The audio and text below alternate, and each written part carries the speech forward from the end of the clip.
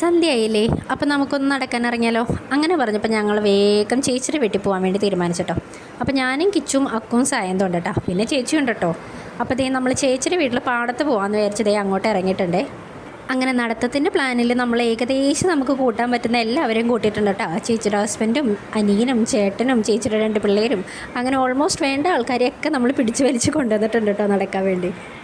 പക്ഷെ എന്തൊക്കെ പറഞ്ഞാലും നമ്മുടെ കസിൻസിൻ്റെ കോളം ഇപ്പോഴും കംപ്ലീറ്റ് അല്ല കേട്ടോ. ഇതിൽ കുറേ നമ്മുടെ ഇമ്പോർട്ടൻ്റ് ആയിട്ട് ആൾക്കാരൊക്കെ മിസ്സിങ് ആണ് കേട്ടോ. വേറൊന്നും കൊണ്ടല്ല, അവർക്ക് വരാൻ പറ്റാത്ത കുറേ സാഹചര്യങ്ങളുണ്ട് കേട്ടോ. അതുകൊണ്ടൊക്കെയാണ് കേട്ടോ എല്ലാവർക്കും എത്താൻ പറ്റാത്തത്. അങ്ങനെ ഞങ്ങൾ അവിടെ ചെന്ന് കുറേ നേരം ആ തണലിരുന്ന് വർത്താനം പറയാൻ കാര്യങ്ങളൊക്കെ ചെയ്തിട്ടോ. അപ്പോൾ പാട്ടൊക്കെ വെക്കാൻ വേണ്ടിയിട്ട് ഞങ്ങളൊരു സ്പീക്കറൊക്കെ കൊണ്ടാട്ടോ പോയത്. അപ്പോൾ ചെന്നപ്പോൾ തന്നെ ഞങ്ങളതിൽ സ്പീക്കറിൽ പാട്ടൊക്കെ വെച്ച് റെഡിയാക്കി സെറ്റാക്കി വെച്ചിട്ടോ. അപ്പോൾ ദേ അവിടെ തൊട്ടടുത്ത് പാടത്തിനോട് ചേർന്നിട്ട് തന്നെ ചേച്ചിയുടെ ഹസ്ബൻഡ് കുറേ മീനെയൊക്കെ വളർത്താനാണ് കേട്ടോ.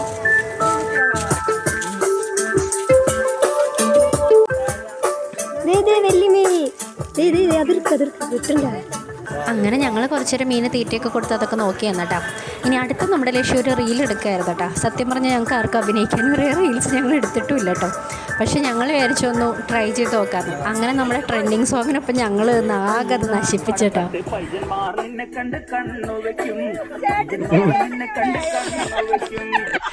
അങ്ങനെ കുറേ നേരം കഴിഞ്ഞ് കഴിഞ്ഞപ്പോൾ ഞങ്ങൾക്ക് മനസ്സിലായിട്ടോ ഈ റീൽസ് ഒന്നും നമുക്ക് പറ്റുന്ന പണിയല്ലെന്ന്.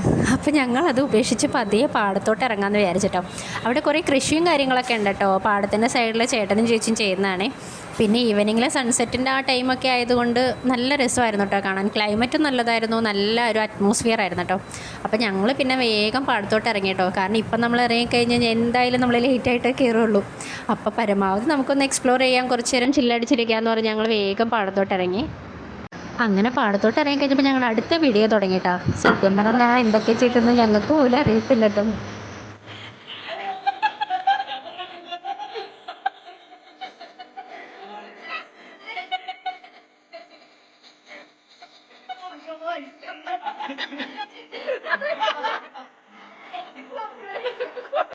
അങ്ങനെ നിന്ന് നമ്മുടെ സൂര്യൻ സാറൊക്കെ പോയേട്ടോ. ആൾ അപ്രതീക്ഷിതമായി നമ്മുടെ ചന്ദ്രൻ സാർ പ്രത്യക്ഷപ്പെടാനും തുടങ്ങിയേട്ടോ. അപ്പോഴത്തേക്ക് നമ്മുടെ വീട്ടിൽ നിന്ന് വിളിയും വന്നു. ഇനിയും നിന്ന് കഴിഞ്ഞാൽ വീട്ടിൽ നിന്ന് നല്ലത് കിട്ടുന്നു ഞങ്ങൾക്ക് എല്ലാവർക്കും ഉറപ്പാട്ടോ. അപ്പോൾ അത് വെറുതെ വാങ്ങി പിടിക്കേണ്ടതെന്ന് വെച്ചാൽ ഞങ്ങൾ വേഗം പോയേട്ടോ. അപ്പോൾ അത്രേ ഉള്ളൂ കേട്ടോ. ബായ്.